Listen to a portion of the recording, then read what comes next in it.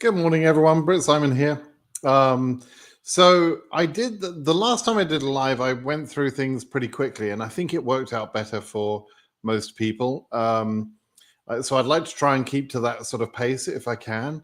So if you have complex questions which need a sort of a complicated answer, by all means, do ask those questions at britsimonsays.com. Other than that, I will try and keep up with the questions here. Let me just address a couple of things. Trump was inaugurated this week, 5 days ago. He has not implemented a travel ban. He has not implemented a travel ban. Okay. He's also not blocked the DV process in any way. He has implemented some changes for border security and immigration, deportations, and that sort of thing. But he's not blocked any particular country in general. One thing he has asked for is a report due in about 60 days' time, which would give a list of countries which don't cooperate well from a security point of view with the USA, or have poor standards of paperwork and systems, etc., internally.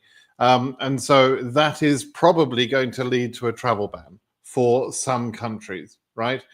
But it gives us a 2-month period where there is no travel ban. And some of you are confused about that, and you read the words 60 days or something. I don't know what happened, but some of you are assuming there is already a travel ban. There is not a travel ban. So, if you get your visa issued now, you should enter the USA now as soon as possible. Okay. If you're from one of the Middle Eastern Muslim majority countries, or particularly Iran, you can probably expect that there will be a travel ban implemented in a couple of months' time. So if you can get your visa now earlier than that, then you should get your ass to America, right? No doubt about that. Okay, let me sort of go through some questions. I see I'm already sort of behind. Well, Philip, you jumped on quick. Howdy to you too. David says hi. Several people saying hi, so that's good. Let me just look for. This is one I should answer. Nairobi Embassy. I get lots of questions about Nairobi. Nairobi had a great year last year, right? And my expectation is that they should have a pretty good year this year. On the 1st of January, we saw that they had taken 421 scheduled appointments, which is probably about 800 people. And then they have not taken any 2NLs since then. Now, there is still time before the end of this month that they would take 2NLs for the month of March. And Nairobi in the past have proven that they can take, up to 800 2NLs in a single month. They've done that in DV 2023 or 22. They did a massive September. I think it was 23. So they could do that, right? But I'm watching them carefully. But what we don't need to do is panic because they haven't sent out interview appointments yet, okay? So just stay patient, wait until the end of the month. And if they don't send out 2NLs by the end of the month, then it would indicate, yes, they're losing another month. Because I don't think they've scheduled interviews for January or February, and that would then mean that they're not scheduling for March. But that hasn't happened yet, okay? So stop panicking, stop worrying about that until the end of the month, okay? Just wait, all right? Hello, Britt. Will I receive an interview appointment via email or a letter? Always email. They send you an email saying check the online system in the ESC page. They do not send letters, okay? Will Trump ban green card lottery? Probably not. Let's see. Addis Ababa, outstanding work 2025. How do you feel? I feel much better about Addis and Cairo also, but they are yet to schedule for March. So when we see, for example, Accra issued 300 2NLs, that's great, but that's 1 month, right? We need them to continue each month at a reasonable pace. So 1 month either way, whether they take few or whether they take many appointments, doesn't mean much. It's the ongoing track record we need to see. So with Addis, I believe, seem to have solved their problems, but we need to be a little bit cautious about Addis still. and hopefully they'll have a good year. Okay. Hi from North Carolina. Daniela says, winner from DV24. Thank you for all the support. You're very welcome, Daniela. When you open the DS260, do you have to print out the page again? Not really. No, not really. No. Hello, Simon. Good to see you back again. My question is, how is the situation about the DV lottery, and what can you say about the future of DV under Trump's terms? In order to stop the DV lottery, they would have to implement some new immigration law that changes things, right?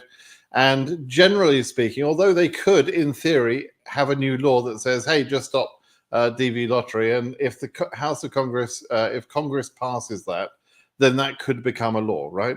But it's very, very unlikely to happen that way. There's normally going to be some sort of horse trading and some sort of general reform in immigration, and that's very hard to do. So Trump can't just wave a magic wand and get rid of DV lottery. He can't do that. And you know, the likelihood of immigration change is not that high and not that quick. So I don't think we're going to see anything very quickly that stops DV lottery. Okay. So don't worry about it.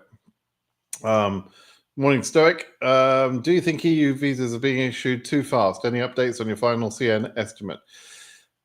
Things are going well. In terms of lots of people, this sort of surprises me. I'm sure someone will say, "Oh, it's going ever so slow." It's not going slow, guys. We're already. Let me show you something. We already have 14,304 cases scheduled. Relating to almost 30,000 people. You have to add double that number basically to that number. So that's 700 and something plus that, 29,900. We have almost 30,000 people scheduled already globally. We're going to see about 65,000 people scheduled. That will be it, right?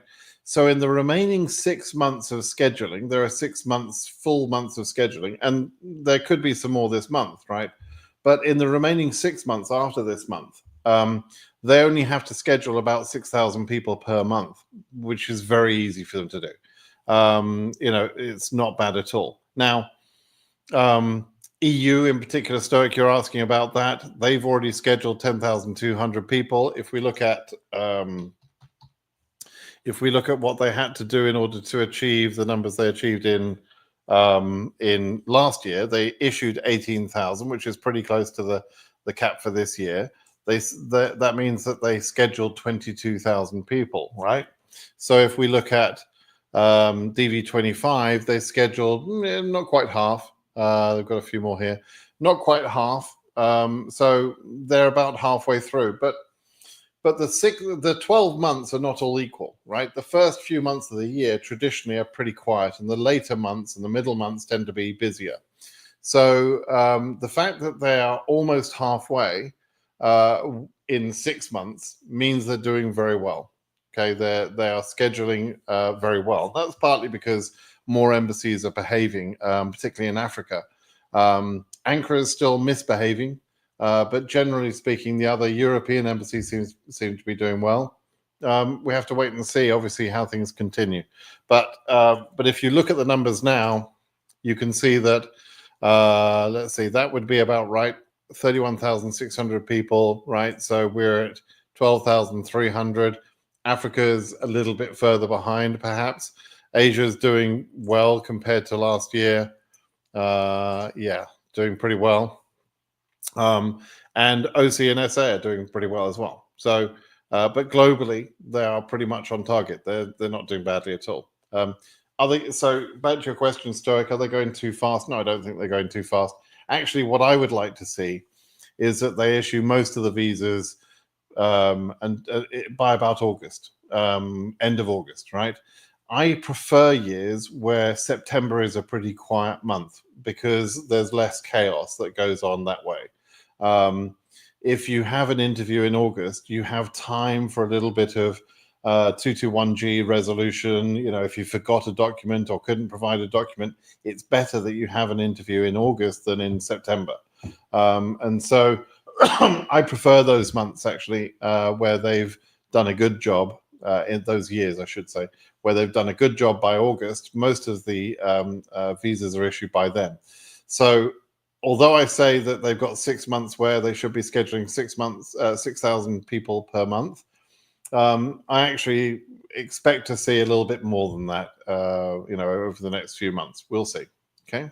Anyway, I'm supposed to be going fast, so I'll move on. Because since October, they have only sent 42NL and no 2NL this month. What are you talking about? I don't know. You've split your comment up, so now I have no idea what you're talking about.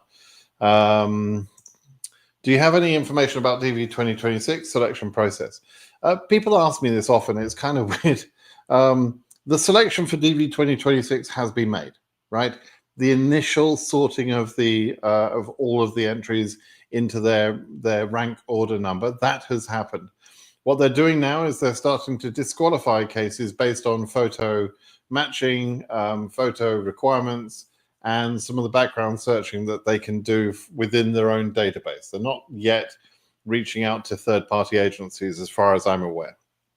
But that will continue until May, and then the results will be in May. But honestly, it like why people wonder about that kind of like makes me wonder, why do you need to know when they did the the selection, for example? People often ask me, is it done in December? Is it done in January? Actually, it's done in December. But why people are interested in that, I don't know. It's kind of daft. It doesn't make any difference. You're not going to get the results until May. So there you go. Can I email the embassy after interview and tell them, can you please issue my case before the Muslim ban implementation? I mean, there's nothing stopping you doing that, but you're making a couple of assumptions, right? You could possibly email. I mean, there's no legal reason why you can't do that. Whether they respond to your email, whether they just laugh at your email, I don't know. But if it makes you feel better, you can do that. Tell us more about Freetown. What do you want me to tell you about Freetown Embassy? Is square footage or what? What do you want to know? Let's see. Oops, hang on. Let's put that back. Let's see. Did we pick up yet? Freetown. So on here, I haven't got latest interviews. There are still 365 cases in transit. They may be going to Freetown, they may not be, I don't know. So we just have to wait for this data to develop. 325 of the 365 cases that are in transit are for the AF region, right? So in transit is when KCC has sent the 2NL, but the embassy has not yet marked it as having been received. In that step during in-transit process, we don't know which embassy that's going to, or what it's gone to, rather. The individual person has already got the 2NL, which will come as a big surprise to that guy from diversity visas and more or something. Big surprise to him because he doesn't understand that. But the 2NLs have gone to the people. These 325 people cases, the 2NLs have gone out to those people.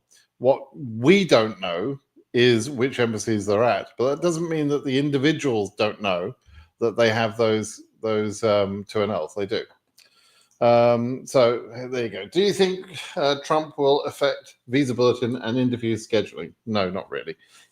Honestly, America is a very big, complex country.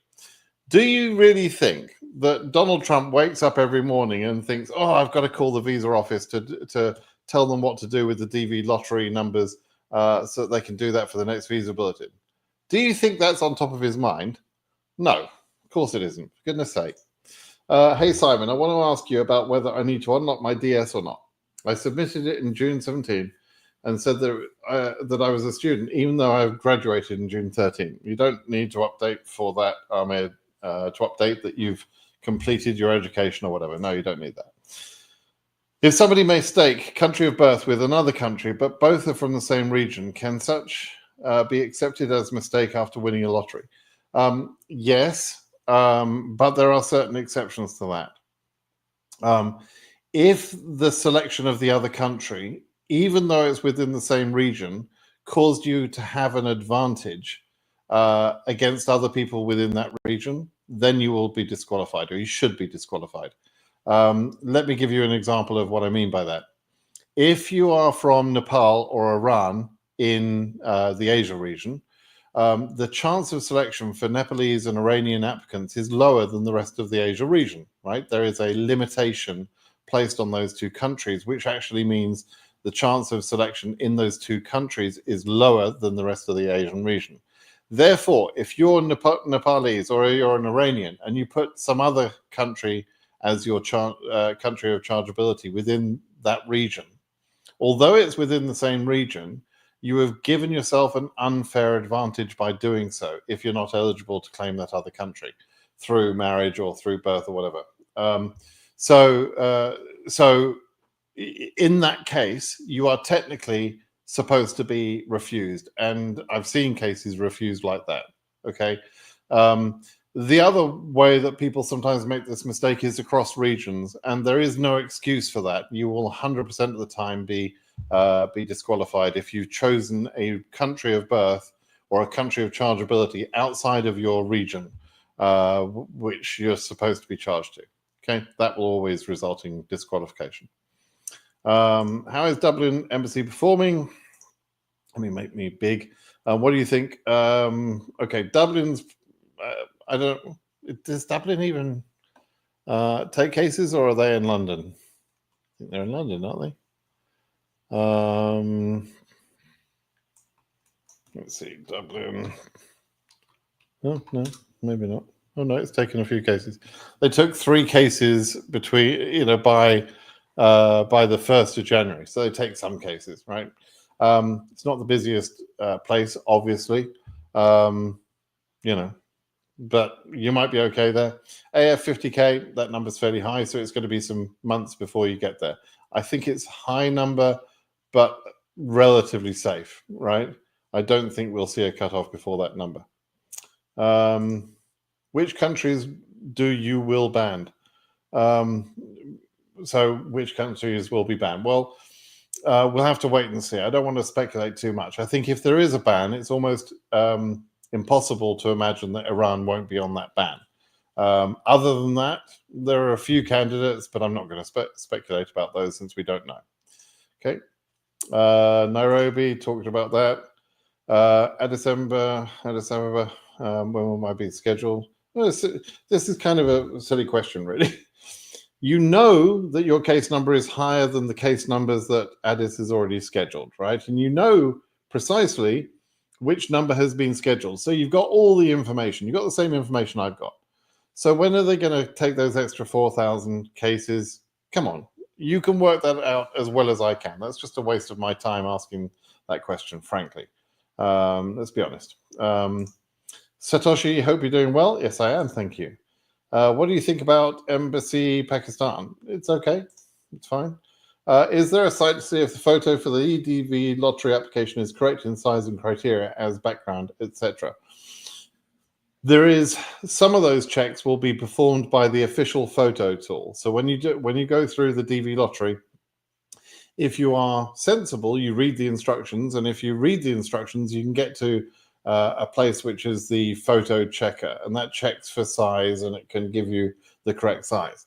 What it doesn't do is check the background. It doesn't check whether the color or the whatever pattern you've got in the background or whatever information is in the background doesn't tell you whether that's a problem or not. But the instructions make it clear what you're supposed to do. It's supposed to be a white or a very light off-white color.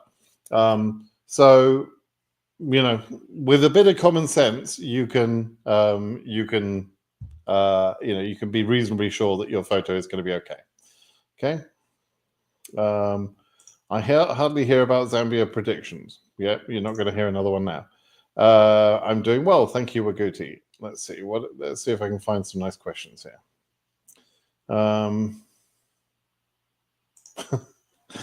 Oh God. Can Trump's clampdown on DEI program search impacts the DV program, and what's the difference between these? Oh God. Okay, the D in both those terms, diversity visa and diversity, equity, and inclusion, which is DEI, that yes, those two words are the same thing, but no, those two things are not the same in terms of the political ramifications of what Trump is doing. They're different things. What small-brained Republicans get concerned about is that DEI is an attempt to correct some of the imbalances that are given to various majority groups over minority groups, meaning that, if you're from the gay community, for example, you should not be disadvantaged by being from that community. If you're a person of color, you shouldn't be disadvantaged in the workplace or other places because of that, right? We have laws to protect certain groups of people like that. DEI is a relatively recent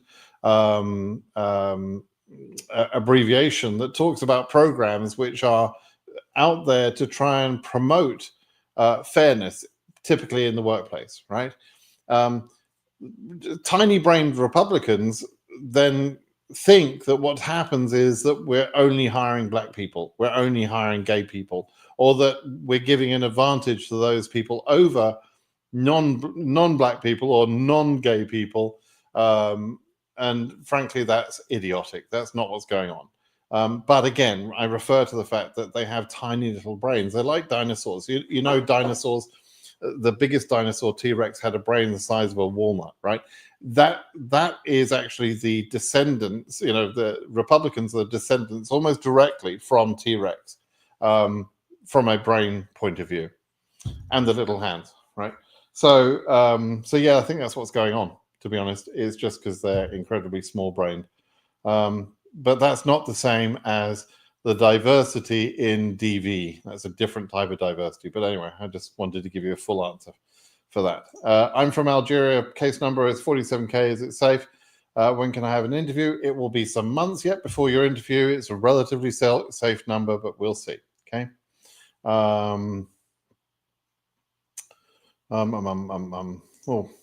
EU 3000 something in Ankara, Turkey. What do you think? I wouldn't want to stay around in Turkey, to be honest with you. If I could move, I would. At that number range, I think I would be a little bit keen to move on, but it's up to you. How about countries that have good relationships with the Trump administration, such as the Arab monarchies? Is it possible that the Trump administration could impose any kind of ban or restrictions? Yeah, he could. He could, which is why I'm not going to speculate whether he will or not, right? In theory, it's based on security aspects, right? And I mean, it's a big topic, Satoshi. So let's just wait for the ban if there is one, right? Rather than trying to sort of, guess what they're going to do. Cairo and Addis have scheduled for March according to blah, blah, blah, blah, blah, blah. Who the hell is blah, blah, blah, blah, blah, blah? Who's that? I don't know who that is. But okay, there are, as I mentioned earlier, there are 325 people in transit status in Africa. Some of them may be for Cairo and Addis, perhaps. Right? We'll have to see. Okay. Is there a way to see how many from a country have applied for the lottery and how many have been selected? There is, but only historically. There isn't a way of seeing that for this year's program. Okay, for DV25.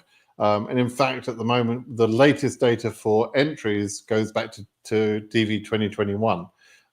They are behind in issuing the numbers for DV 22, 23, and 24, which I'm expecting to get within a couple of months. But that's where we see the entries. And we also see the selectees. The selectees we see every year. So we already know the selectees for DV 25, right? My family will be going for interview on Wednesday at the Liberian Embassy. I'm a Liberian. Good. Thank you, Eddie, for letting me know. What about EU 34-100? Embassy is in Yerevan. Could I get current by consular process? If not, how would you assess the chance for AOS for this year? Whether you do consular processing or adjustment of status, your case number has to become current. And by my calculations, unless something very, very weird happens, like a ban that affects a lot of people in Europe, unless that sort of thing happens, then your number is unlikely to get current. If there is a ban in another region, let's say that took out a lot of Asian and African countries, but didn't take out a lot of countries in EU, then maybe your chances go up, right? But we have to wait and see. As it is, you're risky, right? About adjustment of status, you have to wait. You can't file before you're current, right? So if you don't get current, you can't file. If you do get current in July, which is the last visa bulletin that concerns DV25 or any year, is the visa bulletin that's published in July.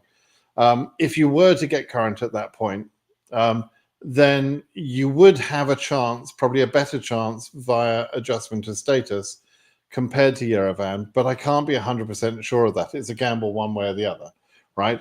And you will have had to have entered the USA without a plan to adjust status prior to that month anyway. So you're adding a level of complexity, expense, and so on, which may not pay off because you don't become current. Okay, so it's up to you. Okay. Let's see, Algeria. How many 2NLs did Algeria issue? Let's have a quick look. Just because that's a pretty big, important one. Algeria. So I don't have the numbers for March yet. They had issued 672 prior to 1/1, right? But I don't have the update for now, right? So I don't know whether they've taken more or not. My newborn baby has birth certificate only. Can I add her without nationality card and a passport? Yes, you can. You use your own passport number in place of your child's and issue and submit the DS260. Theoretically, you could unlock and correct that once you got the passport. I actually wouldn't even do that. I would just go to the interview with your DS260 with the incorrect passport number, but one of the passport from one of the parents. So that's what I would do. Okay. I changed my interview location. KCC replied to me that your interview location has been changed. The new location will not appear on your DS260. What should I do now? Should I unlock the DS260? No. Unless you asked for that change because you have moved your address and your address should be updated, you cannot unlock your DS260 and change that embassy address anyway. So you've done what you needed to do. There's no advantage really to unlock your DS260, and you can never change that. I mean, literally, KCC can't change it, and you can't change it. That field where there's a drop down where you pick the embassy where you want to be interviewed, you only get one chance to make that pick right in the beginning.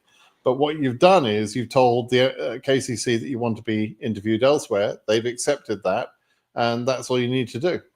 Okay.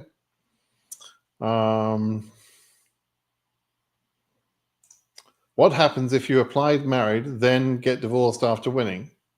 Nothing particularly. You can enter your original entry would have said married, then you get selected and you fill in your DS260. By that time you're divorced, so you list your marital status as divorced. However, you would have to show your marriage certificate and divorce certificate almost certainly at the interview, because they will want to know that you told the truth during the original DV entry. Okay, so you should plan on presenting those two certificates. Talent show. In 2017, when Trump was president and proposed to Congress that the US Greencard program was terminated, what was Congress's reaction? Was it accepted or rejected?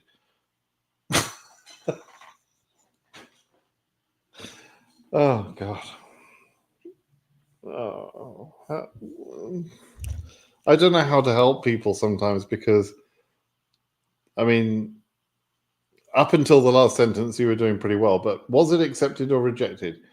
We're in DV 2025. So do you think that in DV 2017, they accepted or rejected the proposal by Trump? We're in DV 25, right? Some years have passed, and there's been a DV lottery every year since. So obviously they rejected the idea, right? That last question was kind of dopey, wasn't it? Let's be honest. Talent show. That wasn't the most talented question you've ever asked. What was Congress's reaction? It was something like, oh, fuck you. Fuck you, Trump. Nobody wants to listen to some of his crazy ramblings, right? So there was nothing done about it, obviously. And he's only a president. That's like, it doesn't matter what he says, right? The government works differently to Trump or any other president just saying what they want to have happen. And Trump in the first administration, the first 4 years, was an incredibly unsuccessful president in terms of getting legislation pushed through. He was not able to get much stuff done, even when they had all the power in Congress. They had both houses and the presidency for 2 of the 4 years, and they didn't get anything done. Now, I think Trump will try and get more stuff done now, but he hasn't recently spoken about eliminating the DV lottery. He has talked about some immigration reform, but nothing specifically about DV lottery. So don't worry about it. Satoshi, does being young affect my diversity DV application in any of its stages? No. Would they view it as positive or negative? Neither. Doesn't make any difference. I speak English and I'm a senior. A senior what? Senior in school? Try and be a bit more clear. If you speak English, Satoshi, try and be a bit more. I mean, I'm a senior too, right? But I'm a senior because I'm old. I think you're probably, young. Would they view it as a positive or negative? I mean, to be very honest with you, if you're reasonably mature and you see some very, very young person in front of you, then typically, I mean, I've got a 16-year-old child, and she and all of her friends are completely clueless about life.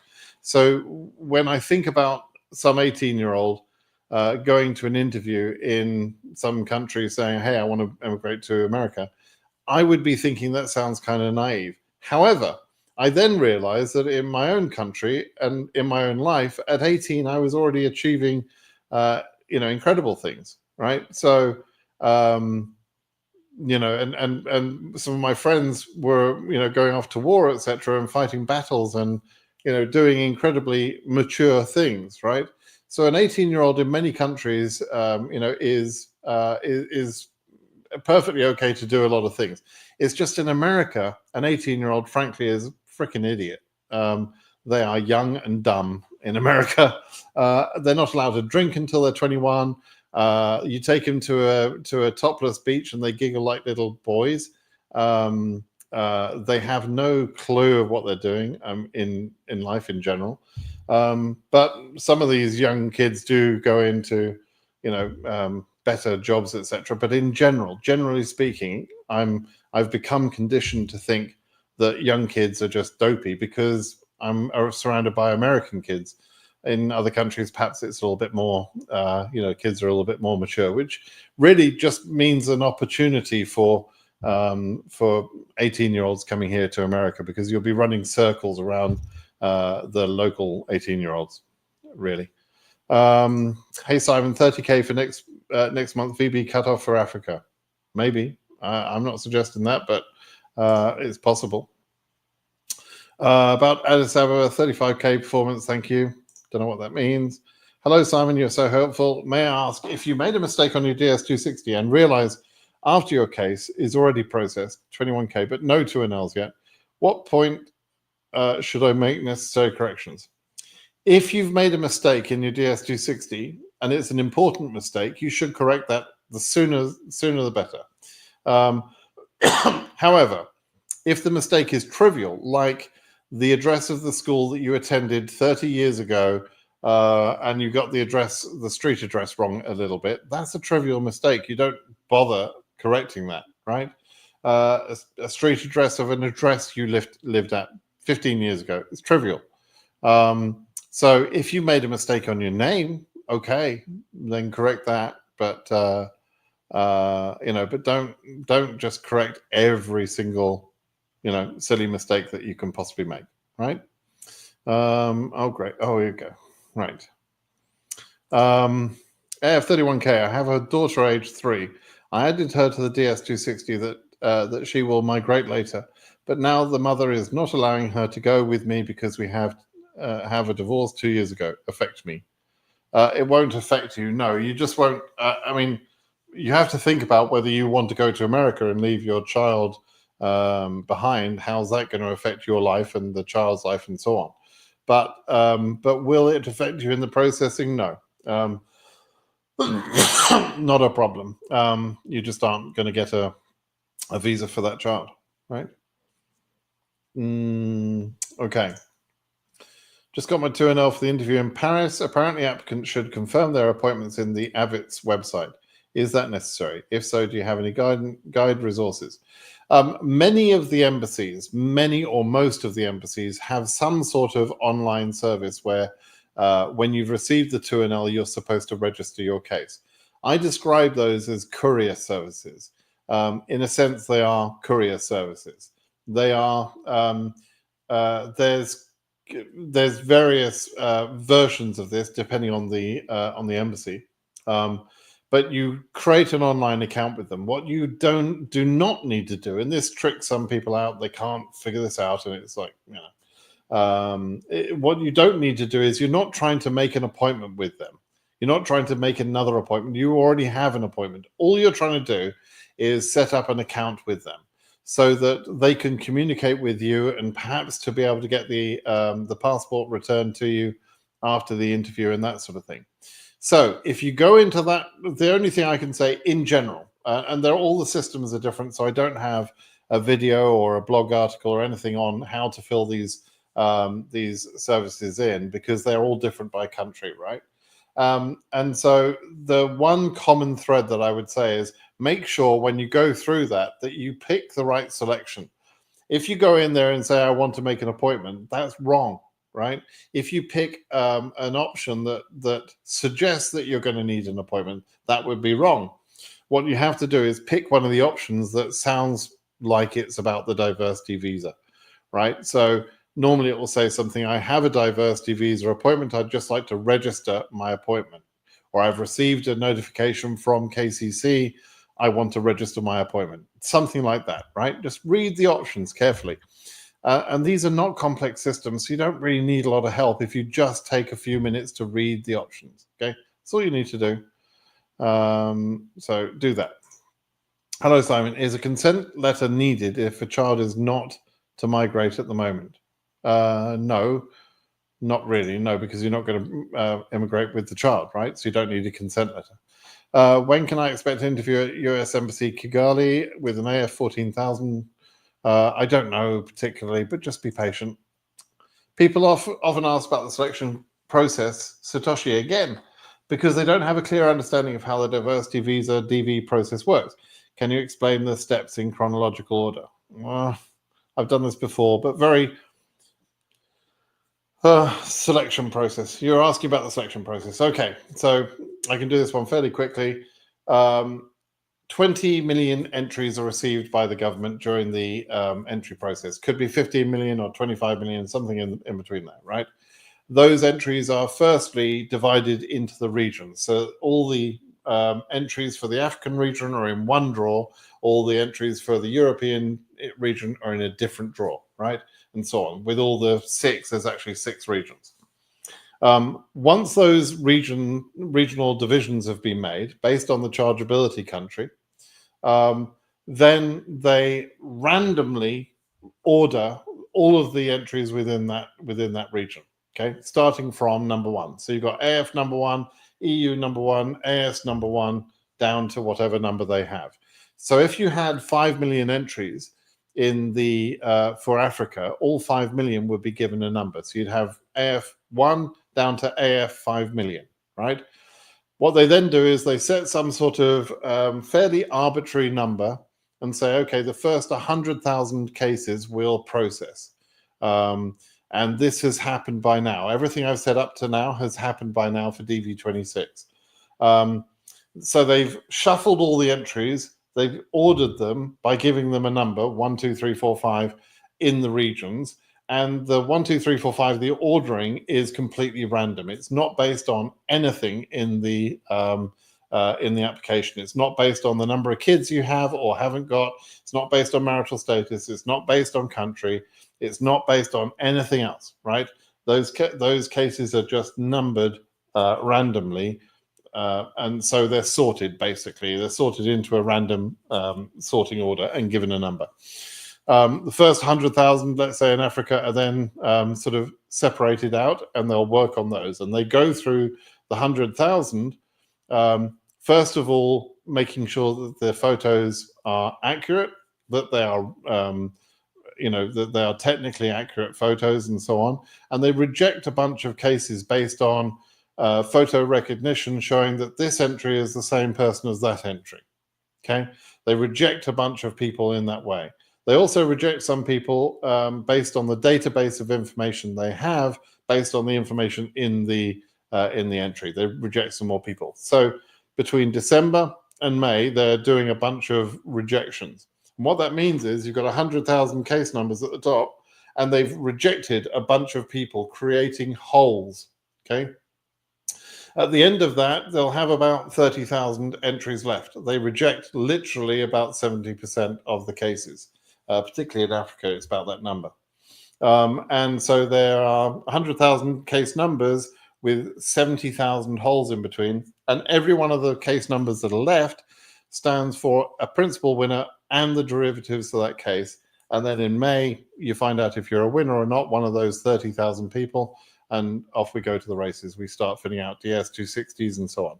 That's it. That's the process. Okay. Could I provide any relevant information? Thank you for saying that about the US Embassy Morocco. Not really. I mean, that's such a vague question. I don't know what to say, really. A good restaurant recommendation? I don't know what you mean. Try and be a bit more specific. Hi, Simon. AF13, not called for interviews. With your experience, can you please tell me when month I would expect an interview date? It depends on where you are, right? In order to get interviewed, 3 things need to be true. Number 1, your case number has to be current. Your case number is current. So you're good there, right?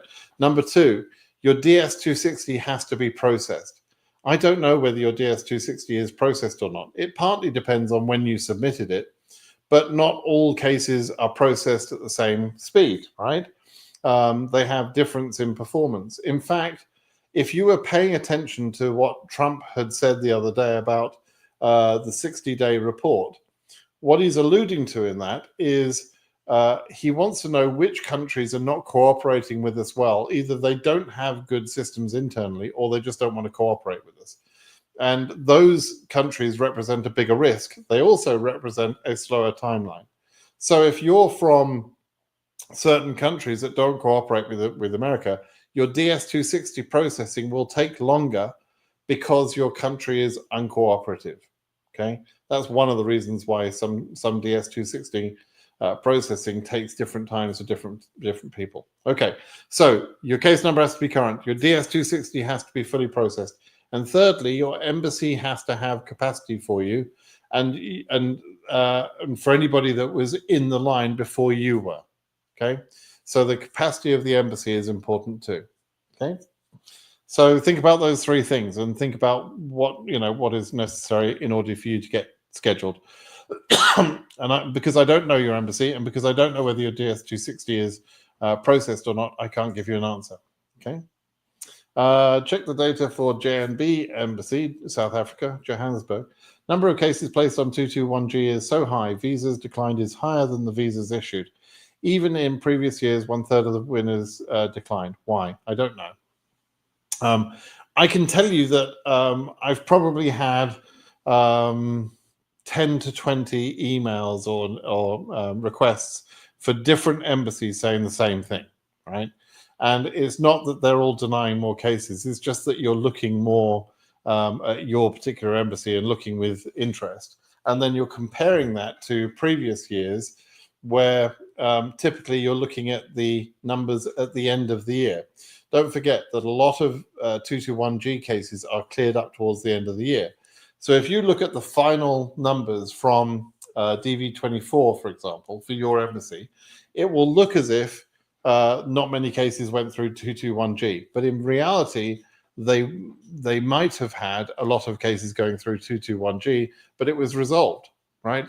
So it's almost all the time, and I would say pretty much all the time, for the 10 to 20 people that have asked me the same question for different embassies, I think it's that factor. They are looking right in the middle of the process. They are looking into the kitchen while the bread is being made, and they're seeing the bread making process. And so, and getting themselves worked up. It's nothing more than that. There's not a particular reason why that could be happening. Now, there may be enhanced screening requirements implemented over the coming months because of the Trump administration. That's a possibility, but that is not a possibility that that's what's caused the 221G cases you're seeing so far, because nothing happened like that in the 5 days since Trump was inaugurated, right? So that's not what you're seeing right now, but it may become the case, okay? Do you think Iran can have a good invitation for the coming months? What does that mean? It's such a vague question. Can you talk about Dublin Embassy performance this year? We already did. Tell me anything about Freetown. 13K not called up yet for interviews. Okay, be patient.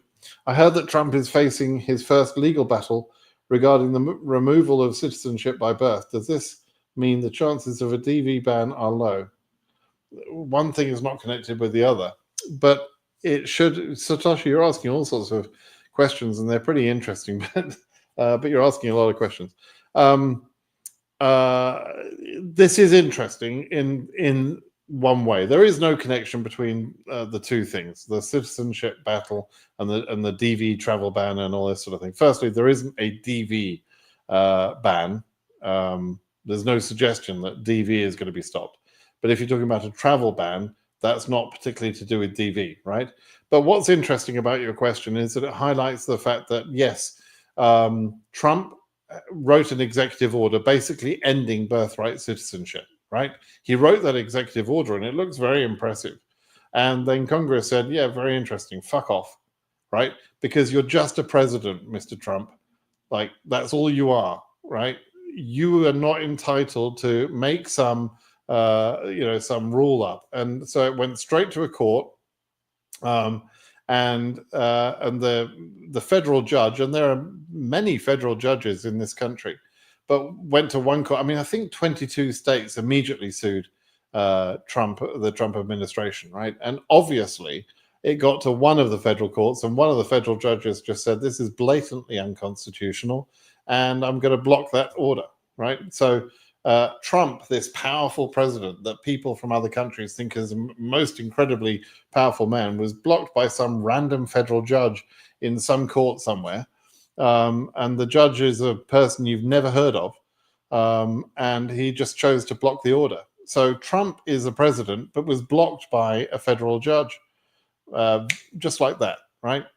And Congress, most people just laughed when he wrote that executive order. Most people in Congress just laughed, because it's nuts to think that he believes he can just write an executive order like that. It was obviously going to cause an argument. The argument has happened. He's already lost the first battle in that argument, in that his order has been blocked. And that is just evidence of how a president in the USA is not a king to implement law like that. Okay. DB25 AF 2600 winner from Addis. Et you good verbal words. Oh dear. That can learn me during interview time, and Addis work good by this time, and I think so. I am in Denver before 2 months. Oh God. Adam, I don't know what to say really, but you need to work on your English, right? And please, as all of you work on your English, please stop with the silly text stuff like this, right? This isn't an English word. Like, learn English properly. It will help you tremendously in America. Most Americans don't speak English properly, but if you can just elevate your English language skills a little bit, that's what you should do. And I hope you are in Denver before 2 months. but I hope you're going to be working on your English in the meantime. Okay. Can you predict when this case AF50K can be current? I don't know. July, not July. So yeah, maybe July for current. July, maybe August, something like that. What role do personal qualifications like education, work experience, or language skills play in the DV application, aside from just being selected? Satoshi again. Those personal qualifications make no difference to the application process whatsoever. Education or work experience, though, is a requirement for the DV lottery. You have to have a certain level of education, and if you don't have that education, then you have to have a certain level of work experience, right? So there you go. Interesting questions. We won Big Boss. It's done. I am now an LPR. Yes, we did. And I see you posted your bloody silly video that I kind of like, I have to say. I do like the video. It is a very funny video, and I like the music. But you were wrong. The 9th is not inauguration week. And then it was moved because of a president dying, which is a pretty unusual thing, to the 15th. And the 15th is not inauguration week. So you were wrong. But I'm very happy to have you as a in America. So you got to come down and see me, man, because I got to go and punch you in the face for being such a wimp with all the stuff. So I see you're worrying yourself about the what was it, about paying the fee, and then that you wish that you'd be able to pay the fee before you entered. Oh man, you give yourself so much stress over nothing. Anyway, can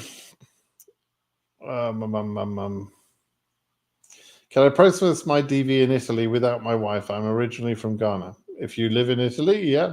Can you process without your wife? You can do. It seems like a random kind of ill-formed question, but anyway. Please, I would like to know if there's any hope of getting an appointment for case number 67.5K at the Casablanca consulate in Morocco. There is some hope. I can't say there's no hope, but it's obviously a high case number, so there's more risk. You have to wait and see. I'm going to ignore some of these questions about how about this embassy and that embassy. It's kind of, yeah. What is about civ cases? It will be normal in Trump administration. So I only answer questions on DV lottery cases. Civ, although I understand what they are, etc., I don't know if there's going to be any changes made to that program. There haven't yet, as far as I know. Okay.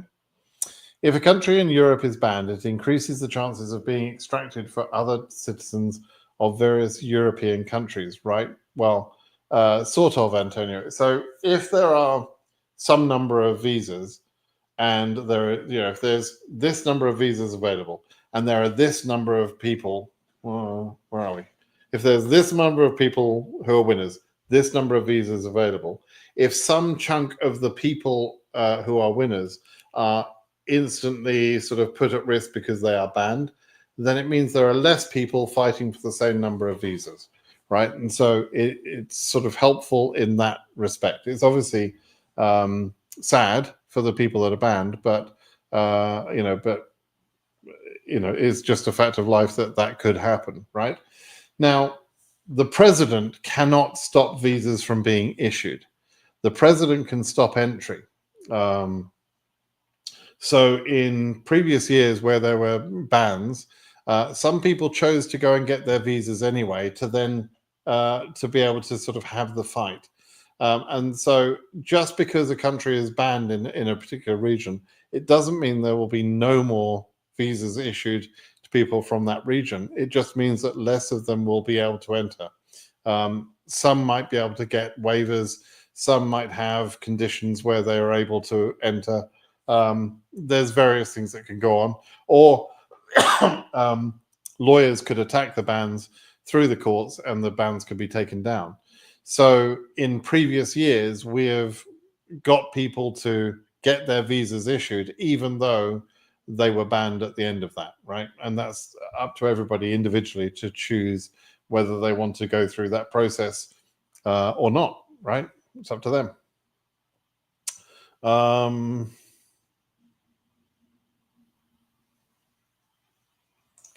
Please, can someone who has won the 2025 lottery get a visa if is currently in his final school in high school this year? Yes, I think, Nana KD, I bet you are the person that I've answered this morning. Let me just check that name. Maybe not. Surajan. So I answered a question similar to this morning.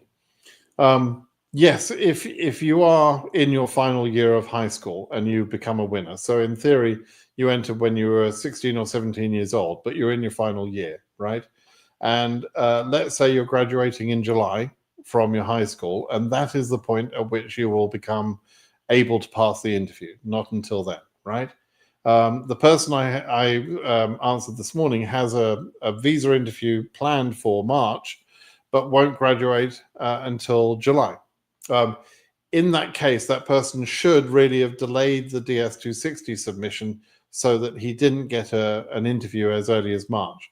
As it is, he's going to have to attend the interview probably. He could try and delay it if he wanted to, but he probably is going to attend the interview in March and then be placed on 221G until he's met the qualification. And as long as he can meet the qualification standard by the end of the fiscal year, September 30th, then he can be approved. Okay. Could you please describe briefly about the performance of US Consulate General in Casablanca, like successful DV cases of Moroccan applicants? What about the performance? I mean, oh dear. It's helpful if you can be a bit more specific, right? I wish you would. But in terms of performance from the point of view of taking scheduled cases, they're doing pretty well so far. Up until 1/1 of 2025, so in other words, in the period of time from August to December 31st, they had scheduled 479 cases. That's a 5-month of scheduling period. Up until the end of February, those interviews were arranged up until the end of February. For the month of March, they have taken 370 cases in Casablanca, right? 368 Africans, 1 from Asia, 1 from EU. You can find all this information out on Zarthisius's brilliant website by doing the same thing I've just did here, right? Now, that to me looks like a pretty good performance, right? 370 in 1 month, whereas 479 in 5 months. That looks like they mean business. And in terms of where they got to, they're not at the 25,000, but they are at 20 to, between 20 and 22,000. So that's pretty good, right? Looks pretty solid.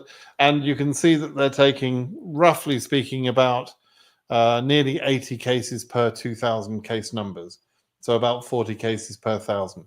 So, you could calculate, therefore, where they could get to in some number of months with that sort of performance. But if 370 becomes their regular capacity on a month-to-month basis, that's going to be a very good thing for cases in that area, right? Cases at Casablanca, all right? Is there any solution for someone who lost his DV lottery ID or all security codes and all details related to my case?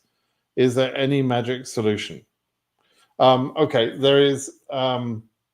You can go into the DV lottery entry status check page, the ESC, which is where people go when they want to see if they're a winner. In that page, there is a link in there that says forgot confirmation number. Let me show you. DV, what is it? DV lottery.state.gov, I think. Oh no, what is it? DV program. DV program. Oh, for goodness sake. I can't type.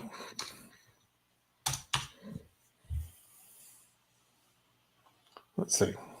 Okay, this is the entrance status check page, right? So this is where you enter and it tells you, yeah, you can go and check your status and so on.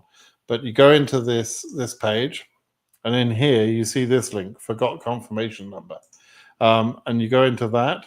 You say it's for DV25, and you have to enter some information: your last family name, your last family name, first name and middle name, right? You have to put that information in, your date of birth, month, date, and year, your email address, and away you go. You submit that, and it will bring back your confirmation number.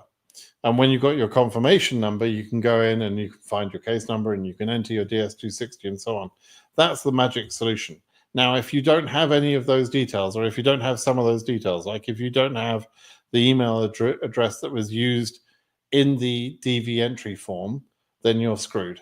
Okay, there is no other way of getting that information back. Okay, so good luck with you. Good luck for you there. Do you have any information about travel ban 2? If it applies to certain countries, what's the implications on the citizens of those countries who hold green cards? I don't have any information about travel ban 2 because it's not being implemented yet. And there is no travel ban right now. Some people are misunderstanding this. That I think where this might have come from a little bit, and I don't mean to blame Curtis, but there was, I think, a widely misunderstood post from Curtis. Let me show you here. Curtis Morrison, right? Curtis put out a post the other day. He's this post here, and it says Trump punts travel ban, Muslim ban for 60 days until March 21st, 2025. Right? Simple little sentence there. That does not say that there is a travel ban or Muslim ban for 60 days. It says he punts that. It means he delays that or pushes that down the road, right? So it was a very clear tweet from Curtis, but it's been, I think, misunderstood to say that there is a travel ban implemented. Some people may have misunderstood that because they don't understand this word punts. I don't know. That's the only explanation I could find. And as I say, Curtis, if you're listening, I'm sorry, I'm not picking on you because clearly your tweet was accurate. But some people, I think, have come to me and say, well, they've said, they've seen this from Curtis. And I've said, no, you didn't see it from Curtis. He did not say that. And so that's the only sort of indication I can imagine that some people have formed this idea that there is a ban.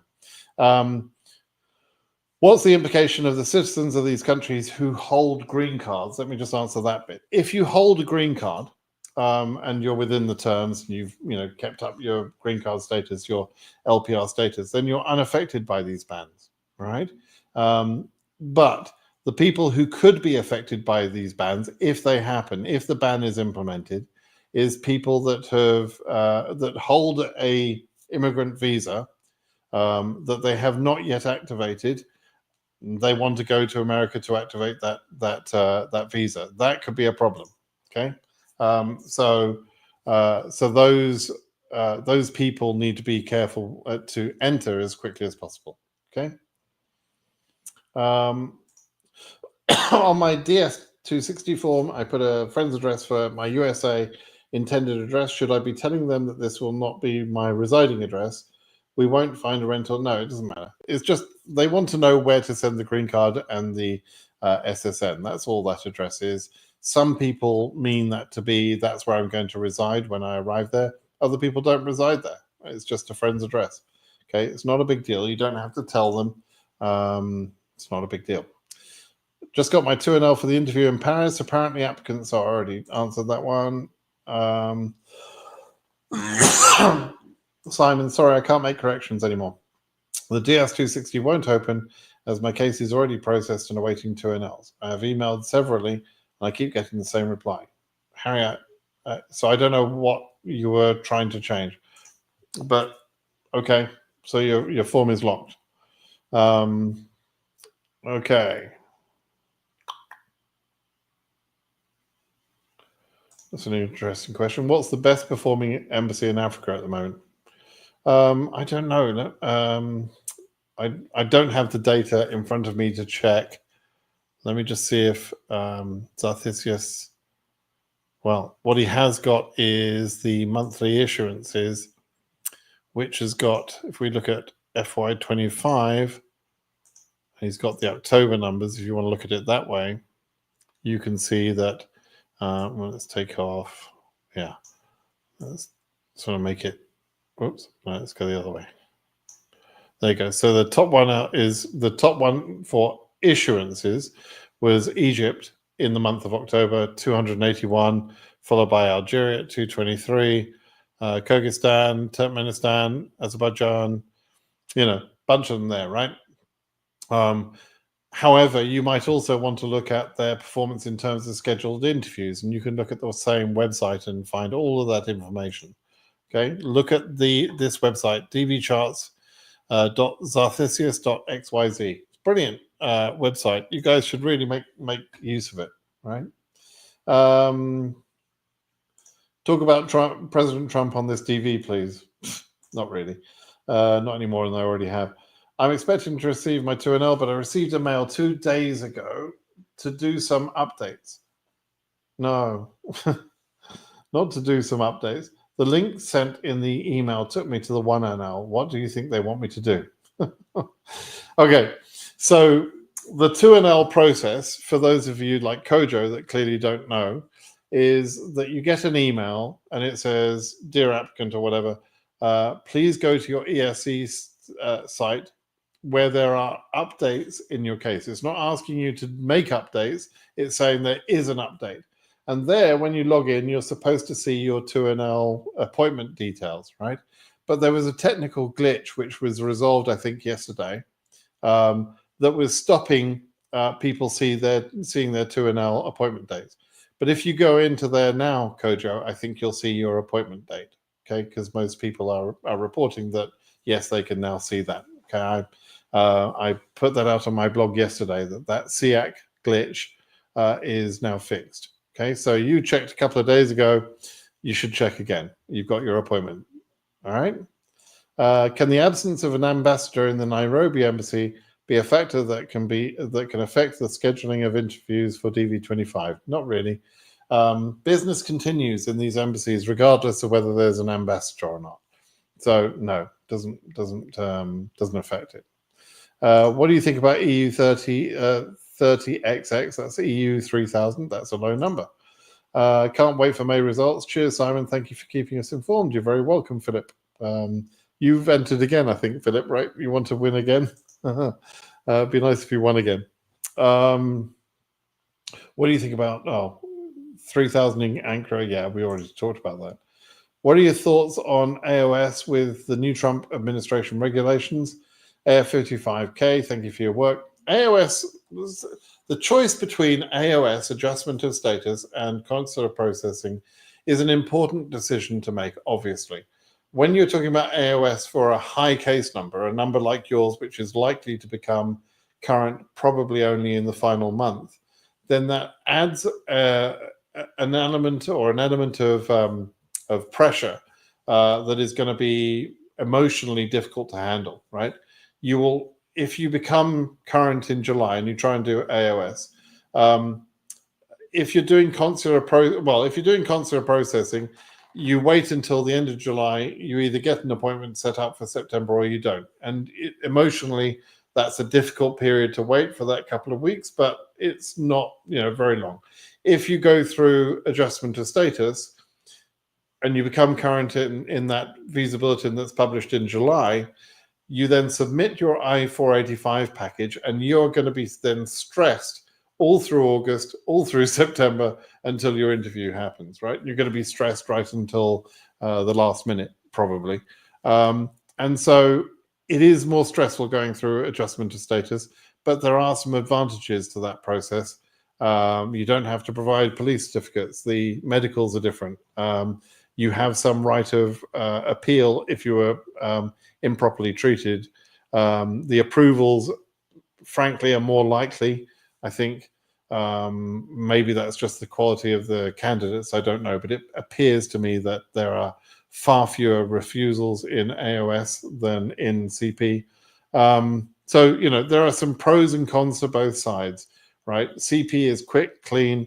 It's a quick, clean death. You either make it or you don't make it, kind of thing. And obviously you're going to be stressed while you wait for your consular processing interview as well. That's a certain type of stress. but it's not quite as bad as the powerlessness that you feel when you're waiting for adjustment of status.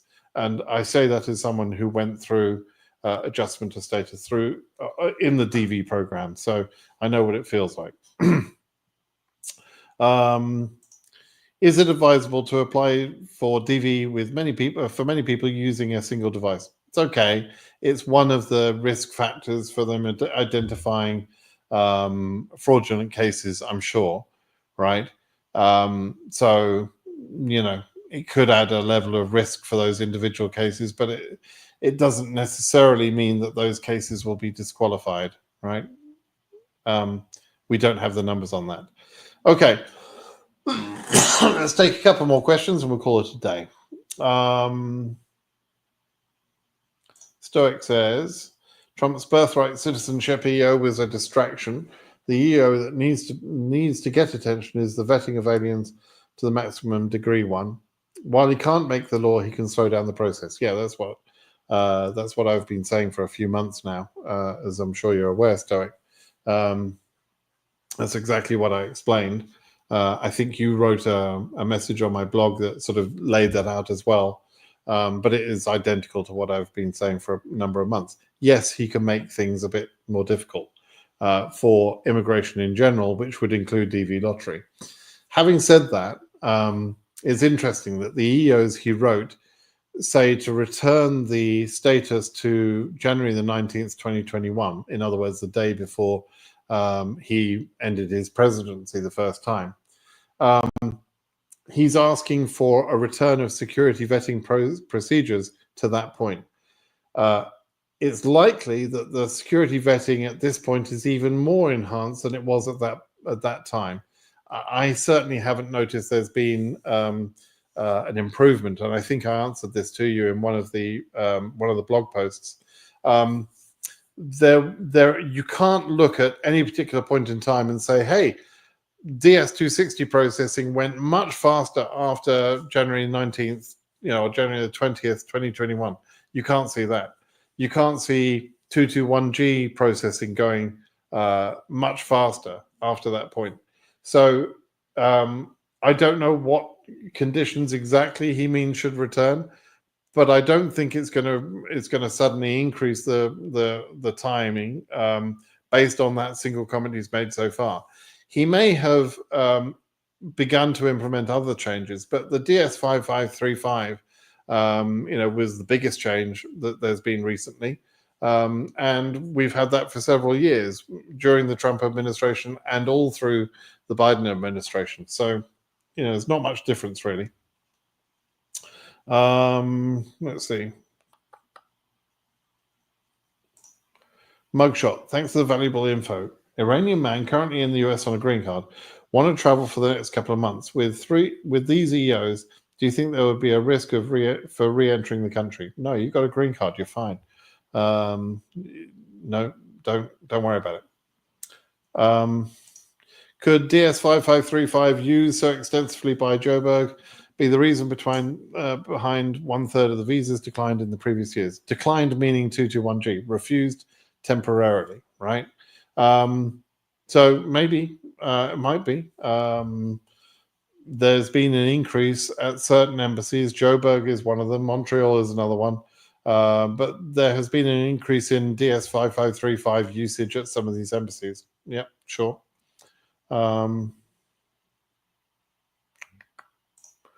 Can you, okay, this will be the last question, I think.